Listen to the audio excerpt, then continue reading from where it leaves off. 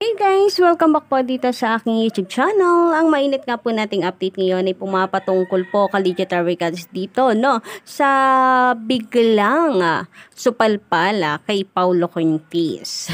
Pasiga-siga pa nga daw po siya nitong mga nakaraang araw, pero biglang tameme naman kasi hindi lang isang beses kundi 2 beses napahiya. Lahat nga po ng yan ay atin pong pag-uusapan ka-legit na Rekinds. But before that, if you haven't subscribed yet to my YouTube channel, don't forget to click the subscribe button and notification bell para maging updated po kayo sa mga susunod nating balita. At eto na nga, simulan po natin ang mainit na balitahan para po sa hapon na ito, ka-OG. So, narito nga ang kapapasok lamang pong balita na kung saan ay muli pong binasura ng IPO ang apila ng Tape Inc. So, para po sa mga nalilito, bukod po ito sa apila na unang binasura ng Tape Inc. na atin pong pinag-usapan kahapon. Another victory po ito para sa TVJ dahil kung yung kahapon ay apila po nila dahil kinansela ng IPO ang kanilang registration, ngayon naman ang apila na kanilang hinayin ay para ipatanggal kay Joey De Leon or wag payagan si Joey De Leon na gamitin ang titulong Itbulaga, wag aprobahan ang registration ni Joey De Leon for entertainment sa titulong Itbulaga. Pero nag-apila man po sila, ka-OG, muli naman po itong binasura, kaya naman dalawang pagkapanalo po tayo sa dalawang magkasunod na apila ng Tape Inc. Bale, 3 strike dahil ang una pong pagkapanalo natin ay ang pagkakansela ng IPO sa trademark ng Tape Inc. and then ang dalawang apila ng Tape Inc. So for sure, masayang-masaya din kayo sa balitang ito kagaya ko, ka-legit na Rekinds. Syempre, ito po ay malaking victory rin sa TVJ although hindi pa po ito main case or hindi pa umaabot tayo sa Supreme Court. Samantala, dahil viral na nga po ito ngayon, ka-legit Records, komento ng isang netizen na si Will Calls, ayan, mukhang hindi naman mahaba ang laban na Paulo. Kasi ang bilis nga po ng pagkakansela ng IPO sa mga ipinasa pong apila ng Tape Inc. para sa titulong Itbulaga. So, malinis na ngayon, ka-legit na Records, ang trademark ay wala ng sabit or hadlang para gamitin ng TVJ or Tito Vic and Joey.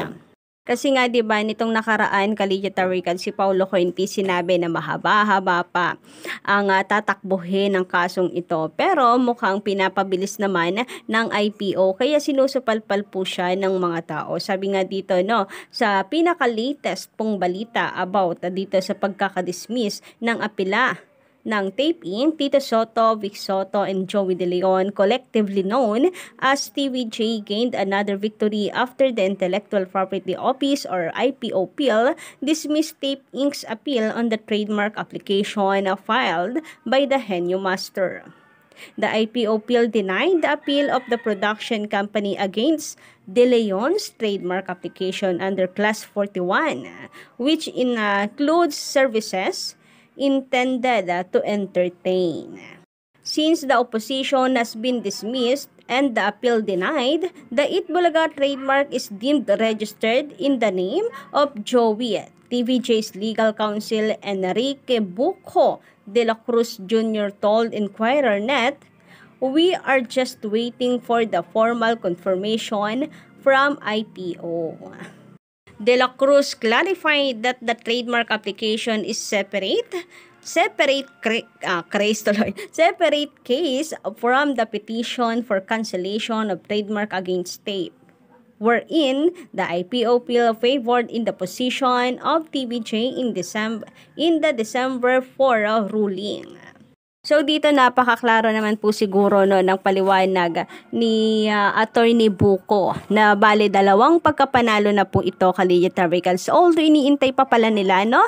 Clarify din Attorney Buco na iniintay pa pala nila talaga ang pinaka-formal na confirmation or formal confirmation mula po sa IPO. But syempre para po sa ating lahat ay napakalaking good news ito and napakalaking magandang regalo bago po magpasko, Kalidya Tarigad. Sabi nga po ng TVJ ay maagang papasko para po sa lahat ng legit Tarigads. And grabe, parang ang bilis nga lang po ng mga pangyayari, Kalidya Tarigads. Ang dami. Panay po apila ang Tape Inc. Kasi siguro nga malaking bagay nga na nakaregister sa kanila ang titulong Itbulaga kasi magsisilbing pruweba din nila yon.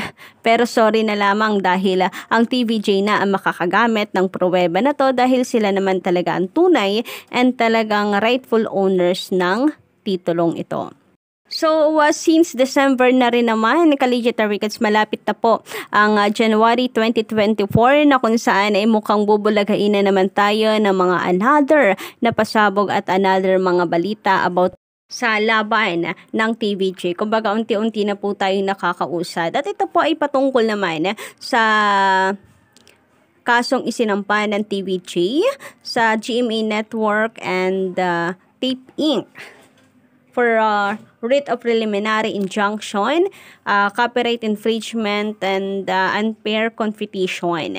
So, dami nga po ang GMA Network dito, and itong mga nakaraan ay salang na nga po ang mga witness ng tape, pati na rin po ang GMA Network parang nagbigay na rin ng kanilang statement, Kalidya Tarigads. So, antayin po natin yan kapag kasi aprobahan na po ang writ of preliminary injunction sa Tape Inc.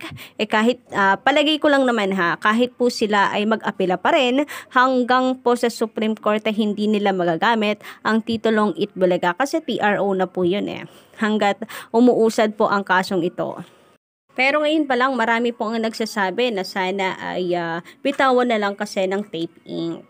Dahil kahit umabot naman daw po ito ng Supreme Court, ang papanigan pa rin ay ang Tape Inc. Dahil same process lang din naman po ata ito. Tatanungin lang din kung ano ang history.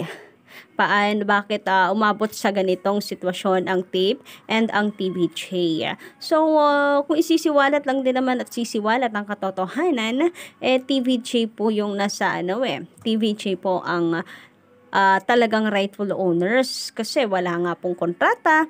Si JDL ang nakakreate and kaya po nilang patunayan na si JDL ang nakakreate ng titulo na yan. Meron na rin silang dagdag ebidensya which is ang IPO, ka-OG, na hindi po nahabol ng taping kasi dalawang apila na nga po ang binasura ng IPO.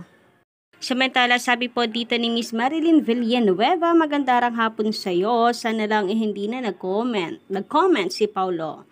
Total, fight yan between TVJ and Tape Inc. yan. Mabuti pa si Yorbe, hindi basta nagko-comment. Huwag ka na lang sumausaw. Pwede ba? So, siya nagmamala Tito Soto spokesperson ng Tape Inc. Kaya siguro ganon. Lagi po siyang may comment, lalo na po sa laban ng TVJ and ng Tape Inc. Pero at least, meron po tayong meron po tayong naririnig na side ng kabila. Iniintay rin naman kasi yan actually ng mga tao kung ano ang masisay ng Tape Inc. at lalo na po ng mga host ng Tape Bulaga. Well, sorry na lang kasi si Paulo pa yung nagsalita. Alam naman po ng lahat na hate po ito ng karamihan po ng Pilipino. Kaya ang pangit po talaga ng dating. Sabi nga nila, sustento muna bago pa premyo. Mayroon pong bagong uso.